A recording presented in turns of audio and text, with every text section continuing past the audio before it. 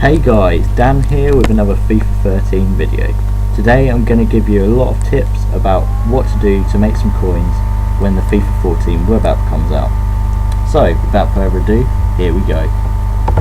My first tip to you is that once you've opened your starter packs, if you don't have any decent players that you know will be popular when the game actually comes out, say high rated players such as Aguero and David Silva, just discard them. That way you'll have about 5 to 10,000 coins to start investing in players and consumables. Now that takes me on to my next point, which is all about consumable trading. So basically, before the game actually comes out, consumables such as fitness cards and contracts will be very cheap. Therefore you can pick them up for about 150 to 250 coins, and then once the game actually comes out and the demand will go up for them, the price will also go up. And with the consumable pile being unlimited next year, then you'll be able to invest and invest and invest without this pile ever filling up. Now, when to sell your items. Now this, if you choose peak times, it will mean that you could get more for your cards, whereas if you didn't sell in peak times, such as really late at night, you'll be getting less for your money. Therefore the best time to put your consumables up on a weekday is probably between 3 in the afternoon to 9 o'clock at night, as that is when the majority of people are playing the game. At the weekend it doesn't matter as much, due to the fact people are on it all the time, so you can put them up in the morning, at night. I find still in the afternoon it's much better than in the morning, but it's up to you. My next point is, even if your consumables don't sell, don't give up and discard them. List them 3 or 4 times, but don't reduce the price, because if you think it is a valid price, they will definitely sell in the end. This will allow you to receive more coins rather than less, and it won't take up hardly any room in the trade pile. Now this year, formation cards have been taken out of the game and have been replaced with chemistry style cards.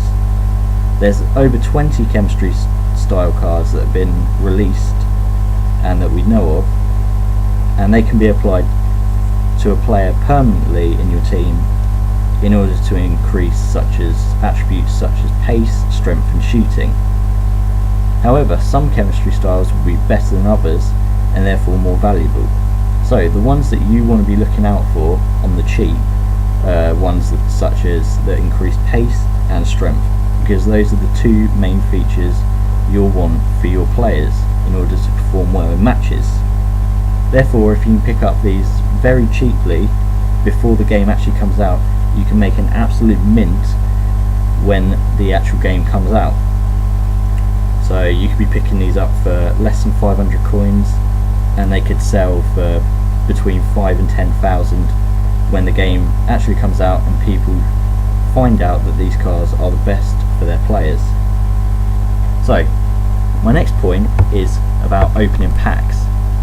Despite the fact I'm opening loads of packs in this video, just don't stay away from them, because you'll just waste your money. Don't open these, because you're not likely to get a player that will bring your investment back on that pack. The best way is to go onto the market and sit on the 59th minute. Now the 59th minute is a great place to be sitting, because it's where all the newly listed items are, and especially with lots of newbies playing the game, they'll be putting cards up for ridiculously cheap prices because they don't actually know what they're worth. Therefore, if you stay on the 59th minute, you can pick up some absolute bargains. So like last year I was trying to trade with Koscielny's, and they were going for around 12k at the time. So I was sitting on the 59th minute for Koscielny's, and fortunate for me, then informed Koscielny came up for about 10,000 coins. I then kept this in my club, and after a couple of weeks I had sold it for 70,000 coins. That is an absolute ridiculous amount of coins to be making on one player. So So if you take that advice, I'm sure you'll be able to find some deals like that, maybe not as good as that, but you'll definitely find some great deals. Now, my next point is increasing your margins. If you consistently find a player that is selling well for you, that you can make a profit on again and again and again, so an example might be Felipe Santana, because he's a very popular centre back and many people want him. So if you can pick him up at a good price and sell it on for more again and again and again, keep doing that. And then once you've got a few more coins, you pick a bigger player that could give you bigger margins in the future. Now, my next point in this video is the influence of popular YouTubers. So, I remember back in FIFA 12 when KSI was releasing Beast videos. So these featured players such as Husklept and Akinfenwa. Now, due to the fact KSI has a huge amount of subscribers, this causes the price to fluctuate extremely high. Therefore, if you can buy some of these players on the cheap, you'll be able to make it a huge profit on them. I remember Husklept was going for around 3k after KSI videos, up to about 50,000 coins. So if you can pick one or two of them up, you're making 80,000 coins or more after tax. Another tip of mine is to make sure you log in and stay in on the web app. Now, normally there is a huge amount of traffic on the release day of the web app. Therefore, if you can get on it, you need to stay on it, otherwise you could never be able to get on it for the next 3 or 4 days due to such high traffic.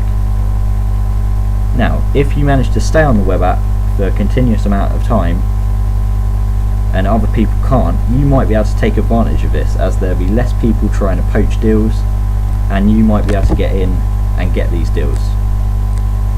My last tip for you today is investment.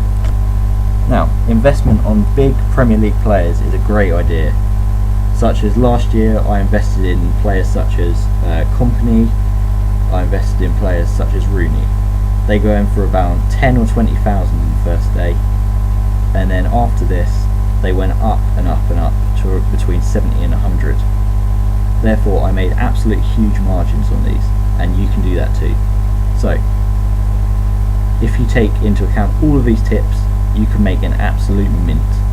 So, I hope you enjoyed the video. Please subscribe, like, and comment if you like these ideas, and give me some of yours if I've forgotten any. So, thanks for listening, and goodbye.